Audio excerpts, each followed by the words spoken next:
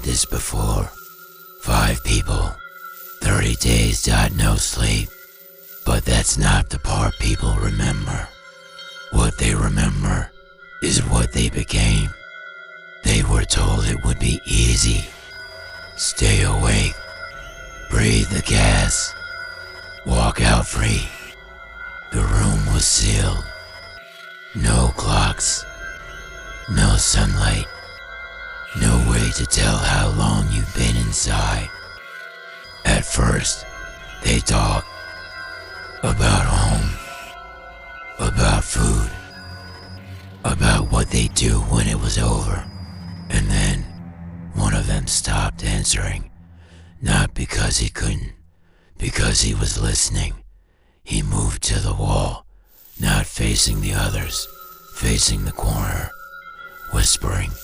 At first, it sounded like nonsense, fragments, half sentences. But when the audio was played back later, it didn't sound like one voice. It sounded like someone answering him. The others noticed, and slowly they followed.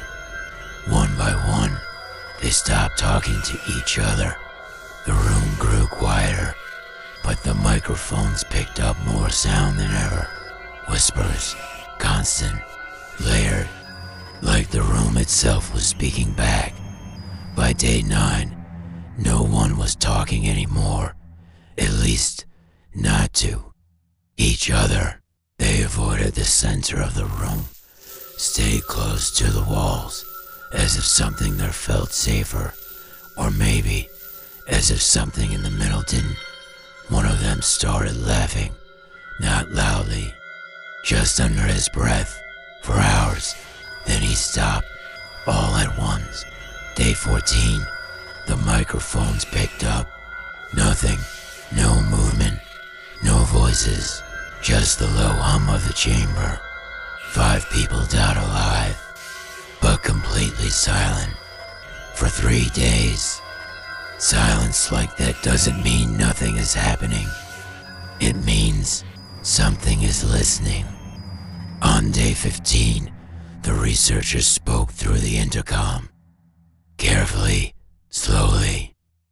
We are opening the chamber. Step away from the door. There was no delay. No confusion. Just one voice. Calm. Clear. We no longer want to be freed. That was the moment they should have left it closed. When the door opened, the air felt wrong. Heavy. Like the room had been breathing. Without them, the subjects were still alive. Standing. Watching. Not desperate. Not afraid. Just aware. One of them looked directly at the researchers and smiled, not wide, not exaggerated, just enough to feel intentional. Like he recognized something they didn't. As they tried to remove them, one spoke. No whisper, no distortion, just a steady voice. You thought sleep kept us safe, a pause. And then, it kept us in. The experiment was never officially recorded. No names, no files. No proof, just the story. And the detail people can't forget. They didn't want to leave.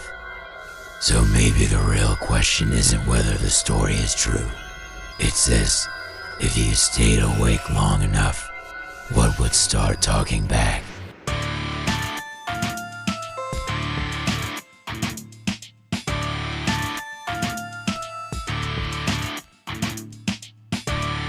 And if this story made you feel something, even for a second, then you already know we're going to think about it tonight. So before you leave, take a moment, like the video, so more people can find it.